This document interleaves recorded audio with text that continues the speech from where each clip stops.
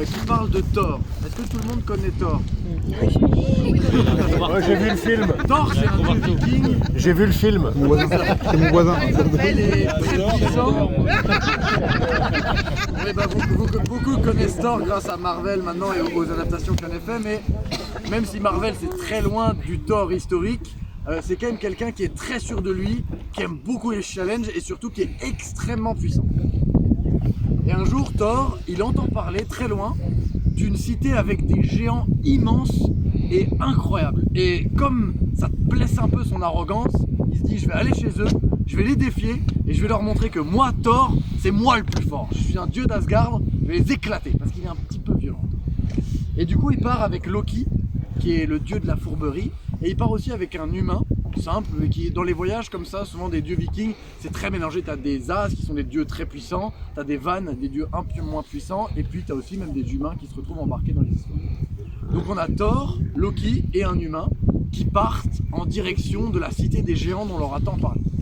Ils marchent, et même s'ils sont très agiles, très endurants, avec un mental d'acier, à un moment ils sont fatigués.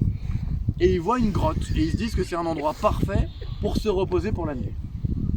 Ils s'installent dans la grotte, ils dorment plutôt bien, mais le matin ils sont réveillés par la grotte qui bouge dans tous les sens. Alors ils sortent en furie, ils sortent leurs armes, et devant eux, un géant immense, mais immense, et le géant leur demande « Mais pourquoi vous avez dormi dans mon gant ?»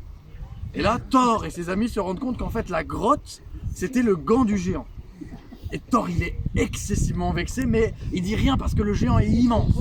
Et donc il lui demande s'il vient de la cité très très loin dont il a entendu parler. Le géant lui dit qu'il s'appelle Skirnir et qu'effectivement il vient de la cité et qu'il y retournait, il peut l'emmener. Et donc les trois ils cheminent ensemble et en fait tout le long du chemin le géant qui est immense il fait des grandes enjambées, Thor a du mal à suivre, l'humain a du mal à suivre, Loki aussi, et ça le vexe, ça le frustre énormément. Et du coup le soir quand il s'endort, Thor qui est pas très fair-play, c'est pas vraiment quelqu'un d'incroyable, il se dit en pleine nuit, il prend Mjolnir, son marteau légendaire, et il se dit je vais fracasser la tête du géant. Il se dit je vais pas aller jusqu'à la cité, lui je vais lui régler son compte maintenant. Et du coup il prend son marteau, il prend un peu d'élan et blam, il frappe sur la tête du géant. Et là le géant il se retourne un peu comme ça et il se dit oh il y a du vent ce soir. Il se rendort.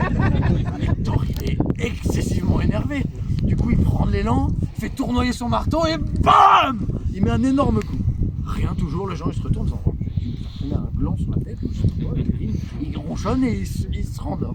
Du coup Thor, il s'envole dans le ciel, il appelle la foudre, il fait tournoyer son marteau et il fracasse le géant de toutes ses forces. Et là le géant il se réveille, il fait bon on a dû se mettre sous un arbre, il y a des trucs qui n'arrêtent pas de me tomber dessus, c'est excessivement gênant. On se réveille, on va à la cité des géants.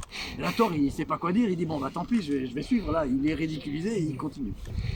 Et ils arrivent dans un palais immense. Et du coup Thor il rentre et il rencontre le roi des géants qui est sur son trône avec toute une garde des géants, tous plus immenses les uns que les autres.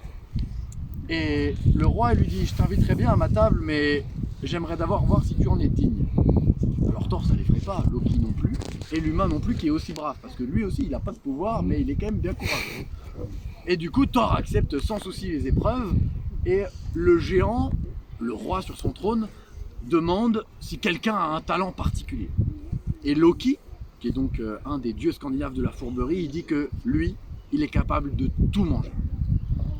Du coup, le roi des géants, il fait amener une grande table avec un banquet, et en face de Loki, il met un autre géant.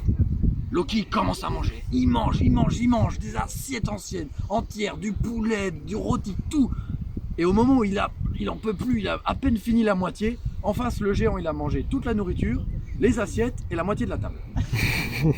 Du coup Loki il est obligé d'avouer sa défaite, il se dit bon bah tant pis, il dit que il doit s'avouer vaincu. Donc le géant il dit bah, je vous propose une autre épreuve, le roi leur offre une seconde chance. Et c'est l'humain qui s'avance et qui dit moi je cours très vite.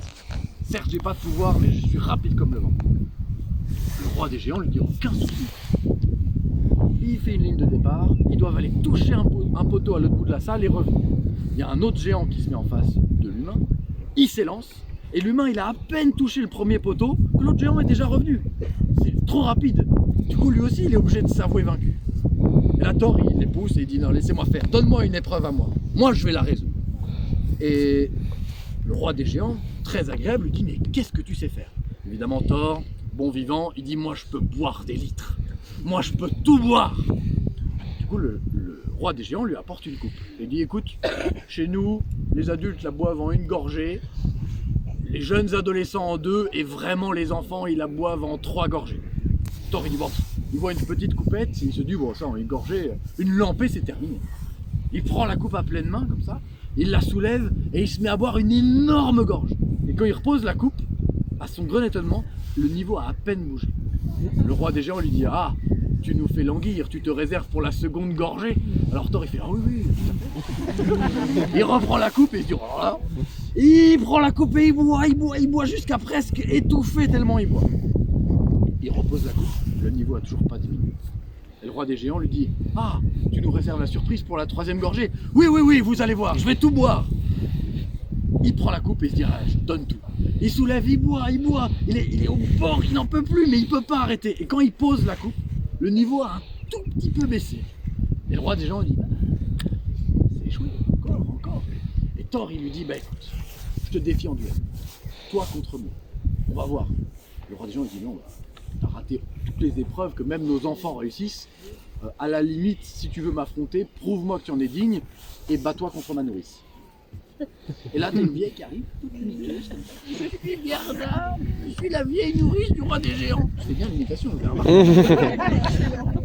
Et à ce moment-là, Thor il dit, bah, je vais quand même pas fracasser une vieille dame. Et la vieille dame lui dit, oh, si, on va faire de la lutte scandinave, de la glima, et on verra bien, quoi. Et donc Thor, il se prépare à affronter la vieille dame.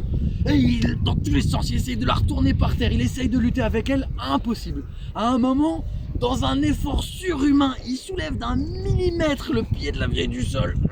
Il n'y arrive pas, c'est impossible. Le géant lui dit, bon bah, c'est tout, tu ne peux pas dîner avec nous, tu n'en es pas digne, va-t'en de mon royaume. Et là, Thor, il s'en va, dépité, et Skirnir, le géant qui l'avait amené au début, lui propose de le raccompagner. Et Thor, il est vraiment déçu.